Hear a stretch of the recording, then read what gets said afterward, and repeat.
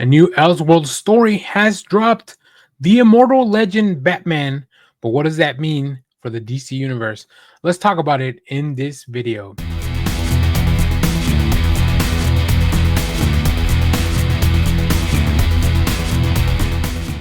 Hello, everyone. Dan here from the Next Issue Podcast. On today's video, I'll be doing a review for a new book from the Elseworlds Lines over at DC Comics, Immortal Legend Batman.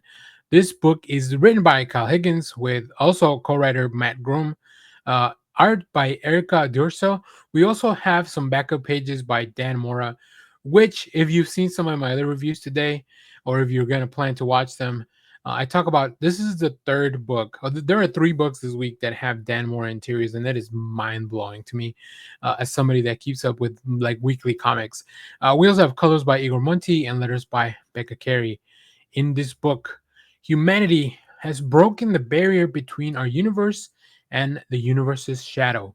From the void came horrific apparitions that craved nothing but destruction, but from this terror, a legend was born, a warrior who found a way to access the energy that binds our universe and the shadow universe, transforming him into a cosmic dark knight.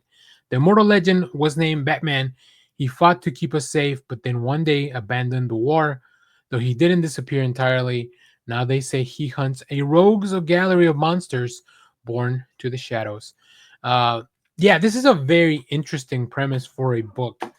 And I think after the first issue, I'm engaged enough to see where this is going. But this is definitely not right up my alley when it comes to a Batman story. There's some very interesting things. The art is fantastic. First of all, let me say, the Ursa's art, I don't think I had ever. It's not a name that comes to my mind when it comes to artists, but it's very dynamic, very stylized, like a lot of really cool flowing lines, really interesting. There's a lot of, and of course, this is all embellished by Monty's colors, but like this world feels vibrant, feels alive. But when the shadows, creatures, and all that stuff happens and comes, and you can really see the shift and the mood and the tone change. Like even the lines feel heavier and a little bit. So yeah, I'm pretty. If anything from this book, just a new artist to follow because their work is fantastic. So I really like that. The story itself seems pretty straightforward. I think the backup story really helped to gel everything that the book was trying to say because the main story really focuses on one piece of it, not so much the larger universe. So when you're introducing a full new Elseworld like this, sometimes you need a little bit more. But this is an oversized book; it's about 40 pages, so you definitely get the main story, you get the little backup story, and you really get introduced to a full new universe. Which the designs of the characters are super cool. I think that's what DC is really counting on. Like a lot of this designs, like if you like, this has a Power Rangers type of feel. It has a Sentai, Super Sentai kind of feel, and it makes sense. Kyle Higgins, Matt Groom, like they've done Power Rangers. They've done stuff with Radiant Black Universe.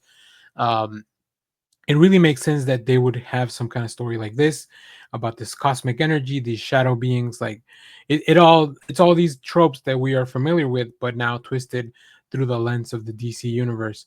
Also, a lot of really cool variants, including the main variant by Homer, I think, B Homer, and then of course other variants that are more incentives by Matt Taylor, which has a really cool, very manga-like variant, and of course, just so many cool things that are coming out of this book.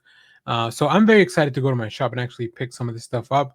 But I think for me, this is going to be a series that I trade weight and then just kind of check in as the arcs. If this is a mini series, then I'll read it when it's all done. If this is a contained story arc, or if it's a multiple arc story, then I'll just read that as we go through. So, yeah, very excited for this. But I definitely recommend you check it out, especially if you're into stuff like Power Rangers, or if you're a fan of either one of these writers as they kind of come together in this. But the art to me, man, what a standout! Great way to introduce a new artist into my periphery. So, if you read this, let me know what you thought about it down in the comments. And as always, thank you for watching, everyone. Remember to share, like, subscribe, hit the bell so you know when we go live. That is most Saturdays, 10 a.m. Central Standard Time. Stay tuned. We have more comic reviews, trailer reactions, TV recaps, all that fun stuff in the channel. Thanks for watching, everyone.